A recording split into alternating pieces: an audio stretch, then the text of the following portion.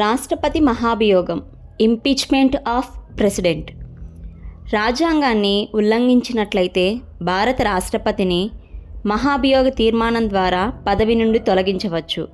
కానీ భారత రాజ్యాంగం ఉల్లంఘన అనే వాక్యాన్ని నిర్వచించలేదు. మహాభియోగ తీర్మానాన్ని పార్లమెంటు ఉభయ సభల్లో ఏ సభలో అయినా కూడా ప్రవేశపెట్టవచ్చు. కానీ ఈ తీర్మానాన్ని సభలో ప్రవేశపెట్టే ముందు ఆ సభలో 1/4 సభ్యులు సంతకాలు చేసి రాష్ట్రపతికి 14 రోజుల ముందు నోటీసు ఇవ్వాల్సి ఉంటుంది. ఈ మహాభియోగ తీర్మానం మొదటి సభలోని మొత్తం సభ్యుల సంఖ్యలో 2/3 సభ్యులు ఆమోదించినట్లయితే ఆ తీర్మానాన్ని రెండవ సభలో ప్రవేశపెట్టడం జరుగుతుంది. రెండవ సభ ఈ ఆరోపణలను విచారిస్తుంది.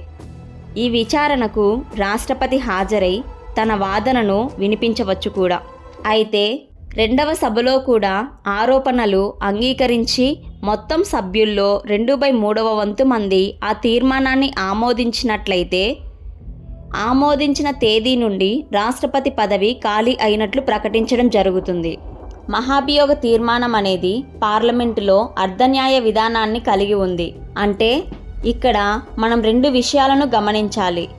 ఒకటి, పార్లమెంట్ ఉభయ సభల్లో నామినేటెడ్ సభ్యులు రాష్ట్రపతి ఎన్నికల్లో పాల్గొనకుండా రాష్ట్రపతి యొక్క మహాభియోగ తీర్మానంలో పాల్గొంటారు. రెండవ పాయింట్, రాష్ట్ర శాసనసభకు ఎన్నికైన సభ్యులు మరియు ఢిల్లీ, పాండిచ్చేరి కేంద్రపాలిత ప్రాంతాల శాసనసభల్లో ఎన్నికైన సభ్యులు రాష్ట్రపతి ఎన్నికల్లో పాల్గొంటారు కానీ మహాభియోగ తీర్మానంలో పాల్గొనరు. అయితే ఇప్పటి వరకు భారతదేశంలో ఏ రాష్ట్రపతి కూడా మహాభియోగ తీర్మానం ద్వారా తొలగించబడలేదు.